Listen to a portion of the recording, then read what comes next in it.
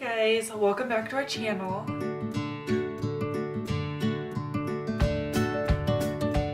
So I wanted to do a quick video and give a little update on what is going on with our house. We've had a couple viewings. No one has placed an offer yet, so we're just still praying that the Lord will send the right buyer quickly. I think it's been on the market for 3 weeks about, so not super long, but still we were kind of hoping that we would have more showings by now. We did lower our price this week. We're hoping that will help. We're going into the weekend. Today's Friday, so maybe we'll get some traffic this weekend or next week, I don't know. So we're just really praying that someone will come and buy our house quickly. Just one other thing that we wanted to mention is that primarily we started our vlog because we wanted to share our escapades of selling our house and, you know, buying a travel trailer and living in that as a family of 6. But until our house sells, that we're kind of stuck, you know, so we thought we would just do some vlogs about our family life and about the things that we do, so you can get to know us a little bit and kind of know the personality of our family. And then, you know, as things happen, as our house, you know, goes into selling and as we look for a travel trailer and all that stuff, we'll keep you updated and we'll definitely do those videos. And we plan to do a video that's really specific about our debt, because the whole purpose of what we're doing is to pay that debt off. So we want to be really transparent about where we're at financially, and show you guys what debt we have to pay off and the action plan that we're putting in place once our house sells to make sure that that debt gets paid off as quickly as possible. So we will share that with you when that time comes closer. Now that you have that update, I really wanted to film a video and speak to the moms. I've been receiving a lot of messages from moms that I know and moms that I don't know asking me to share a little bit about our minimalist journey and what led us to it, and, you know, how we made that work. And so I thought I would take a couple minutes and chat specifically with the moms about that journey and what it has meant in our life. So this is where I really took notes, because I want to make sure that I articulate exactly what I wanted to say. So I sat down and I spent like an hour and a half writing down exactly what I want to make sure that I tell you, so that way I get all my points across. I wanted to start by saying that motherhood has never been something that was easy or natural for me. I'm not a naturally nurturing person, and playing with kids, just those things, those mom things that are, you know, everybody thinks they're just going to be a natural thing that happens when you have a baby, those didn't come natural for me. So I've always struggled with being a nurturing parent, spending a lot of present time with my kids, playing with them on the floor. Those are things that I just haven't been good at, and they didn't come naturally, and so that has been a struggle. A little bit about, so that's sort of about my parenting, and that'll make sense when I get a little bit further, but just a little bit about my personality. I'm really organized. I need things to be in order and have a place. I need to have a sense of control over my environment and what's going on in my life. So you can imagine that throwing 4 kids into that personality trait is a little wild. I mean, it's chaos for me, right? Because I've always needed everything to just be where it belongs. And when you have 4 kids, that's not the case. It's chaos all the time. Laundry piles everywhere, dishes always piled up, toys thrown everywhere, loud noises all the time around the house. Just chaos. I mean, that's the best way I can describe it, chaos. And you as moms can probably completely relate, because you're in the trenches with me. You get it. You know what I'm talking about. And so for my personality, you know, needing to have a sense of control and being good at controlling situations is a strength when I'm leading something or when something needs to get done, a project. That's a character trait that the Lord has given me that is a strength in those times. But it can also be a huge weakness and a huge sin issue for me, because when I lose control in situations, I can get really angry and really flustered and really anxious. And those are not things that the Lord wants from us, right? So when things are chaotic in my house and I lose control, or I feel like I've lost control, even though my job is not to control my kids, but when you have that personality trait, it gets really overwhelming. So anyways, when there's a loss of control in the house, I get really angry. Something snaps and I just get really angry, and that is not a good thing. After I had baby number 4, I felt like my life was just out of control. I don't know if maybe I had a little bit of postpartum depression. That could be. My hormones maybe were just out of whack after 4 babies. But I just all of a sudden got so anxious and so overburdened, and so I just had this sense of hopelessness, this weight on me. And I remember just always feeling behind on everything. I felt like the only thing I was doing was cleaning laundry and dishes, yet I was always behind on them. You know, I'd spend all day doing those things, but I still had piles at the end of the day. How does that work? So I just felt so overburdened. I was struggling desperately struggling desperately to get my life under control, because I need control. You know, I needed that sense of control, and I had lost it. Well-intentioned women, older women, younger women, fellow moms, they all had good intentions, but they would say, give yourself grace, be more gracious with yourself. Or the infamous quote, a messy house means a happy house. You guys, that quote makes me so annoyed. It's not true. A messy house does not equal a happy house. I get what the quote is trying to portray, in that allow your kids to explore, allow your kids to have fun, allow your kids to do crafts and do those things. But I think that, and maybe I'm wrong, but I feel like a lot of moms will say that to hide behind it as an excuse to not have to be responsible for those household duties. Maybe, I mean, that would be really easy for me to say, oh, my house is really messy and I'm really behind. But you know what? A messy house means a happy house. That's really easy to hide behind, right? I disagree with that quote, and I think it's not true. I think that as women, and I actually know that there are scientific studies that say that a lot of clutter in our house does something in our brains to make us feel chaos and feel anxious.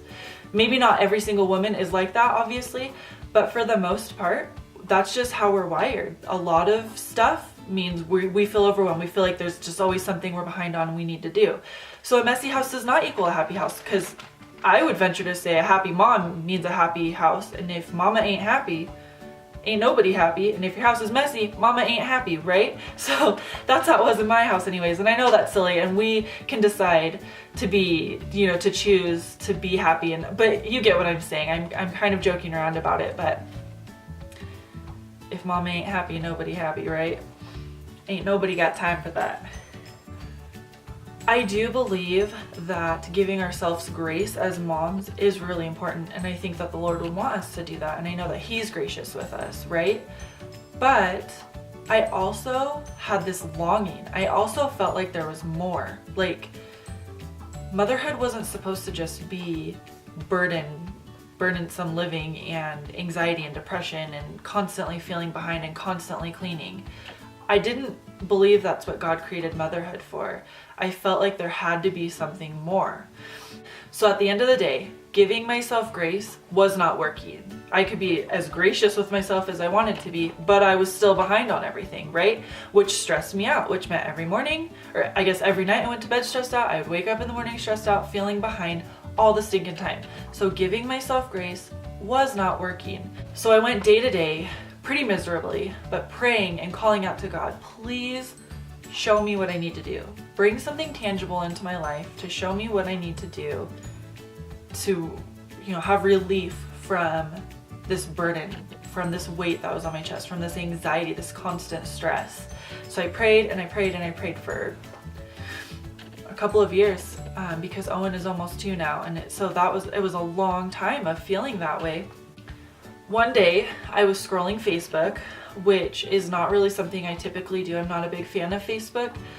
So every once in a while I'll get on to get caught up on some of my friends and family, but I don't generally get on. So this one particular day, for whatever reason, I was just scrolling Facebook and this webinar ad came up. You guys know what I'm talking about. Just every once in a while, different people will have these free webinars that if you take them, you'll learn something magic or whatever. Well, this one popped up and the heading said something like, "Hey mama, are you tired of feeling burdened and feeling like you're always behind on your chores and everything? Are you tired of not living a present life with your children and family?" Something along those lines, and there was probably a few other things. So I jumped into the webinar. I put a movie on for my kids, and for whatever reason, I jumped into this webinar, which I don't ever do. And right away, I could tell that there was a reason I was there, and it was pretty evident really early on that the Lord had brought me to that place at that time. About 10 minutes into the webinar, I realized that I had found another mama who got what I was feeling, who understood the burden that I was feeling, but who also understood that aspect of there has to be more to motherhood than this. God had to have intended there to be more than this anxious, stressed out living. I had found a mama who was not saying give yourself grace, but instead saying stop making excuses and let's get up and do something about it. And that's what I needed to hear. I needed to stop making excuses and I needed to get up and start doing something about it. Her name is Ali Kazaza, and she runs a really successful business. She has a website, she does webinars, podcasts. Her passion is for moms to stop living under that stress of constantly feeling behind and feeling burdened and depressed and anxious, and to live an abundant life. So basically, her point is get rid of all the stuff that's stressing you out and taking your time, taking you away from your family. Get rid of all of it so you can live more abundantly. So for me, I needed to hear that. I had to sit back and think, okay, what am I spending my time on? It's cleaning, dishes, laundry. Okay, let's get rid of some of those things and see what happens. I saw so much value in that 1 hour course that I took that was free that I decided to go ahead and enroll in her full course. And I can't remember how much that cost, but I decided to just go for it and take her course. So I went ahead and enrolled in it that day and jumped right in. That night I started taking the classes.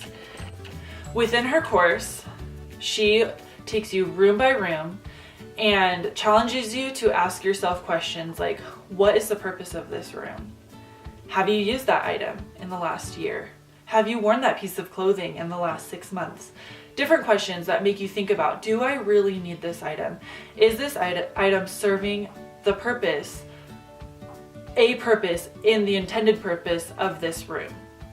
So I went room to room. It took me 2 months. I spent 2 months going room to room and really just deciding what's the purpose of this room.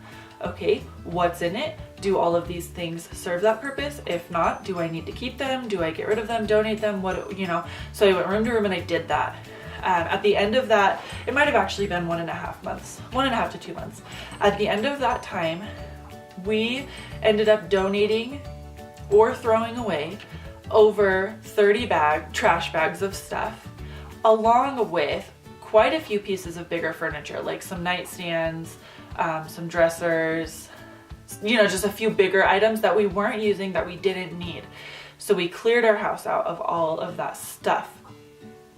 We also went through our kitchen and decided, okay, we really only need 1 plate per person and 1 bowl per person, and spoon, fork, knife, all of that stuff. So we created a guest cupboard and put all of the extra dishes up in that guest cupboard, and we only kept down 1 dish per person to help with keeping the dish load down for me. So everyone was sort of responsible for washing their own dish now, instead of me being at the kitchen washing all the lunch dishes and the dinner dishes at the same time. So it cut that down, because after each meal we have to wash our dish. So that's just one more specific area that we worked on, but we kind of did that throughout the whole, like with laundry, how many pieces of clothing do we really need? Do I really love all the clothing that I have? Does it even look good on me? Do I like it? Do I wear it? I got rid of, I think, just of my clothing and shoes, 3 garbage bags, I think. of stuff that I just really, there was no reason. There was no reason to keep it. It was so freeing. At the end of that month and a half, we were so freed up, more time and just space in our house. You look around and you think there's no clutter. We could sit down and relax because there wasn't so many chores to catch back up on. And I was also really shocked at my kids' behavior at this time. Getting rid of a lot of their toys changed their behavior. They were less naggy, they fought less. When I asked them to clean their toys up, they did it because there was less to clean up. It wasn't as overwhelming. And so that was really helpful too, to have them actually want to do that. I think one of my biggest takeaways from Allie's course was her mention of John 10:10, and that says, let me read it, pull it up and read it. The thief comes only to steal and kill and destroy. I come that they may have life and have it abundantly. Isn't that so true in motherhood? Satan is doing such a good job prowling around and skewing and ruining what motherhood is. We feel burdened and anxious and depressed and like we're not doing a good enough job and we're comparing ourselves to each other, all these things. That's what Satan wants. He's done a good job. He's pretty content with where we're at with motherhood, right? But there's hope.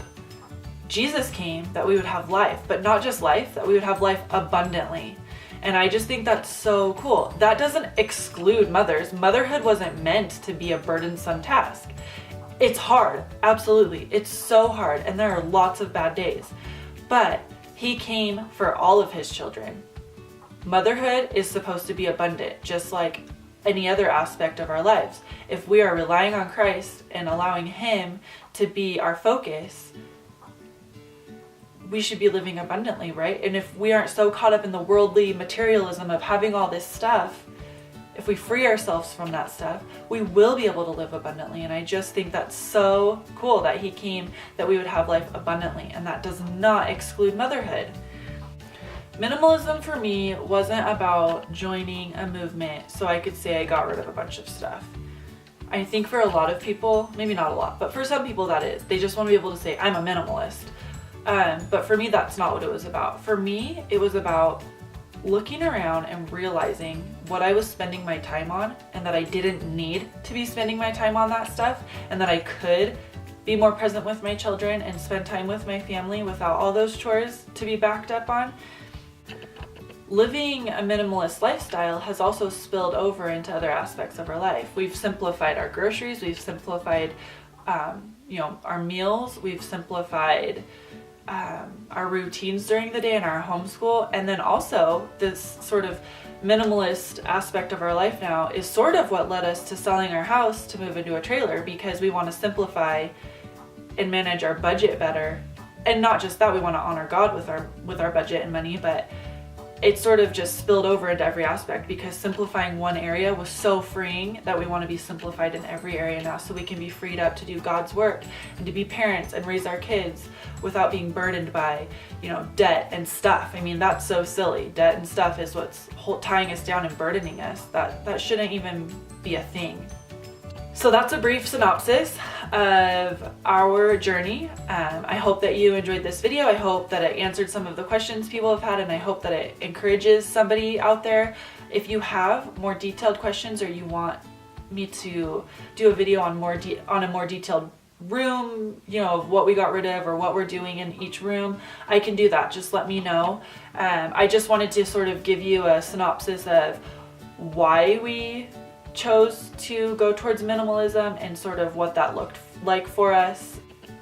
I will link Allie's website in my description box below.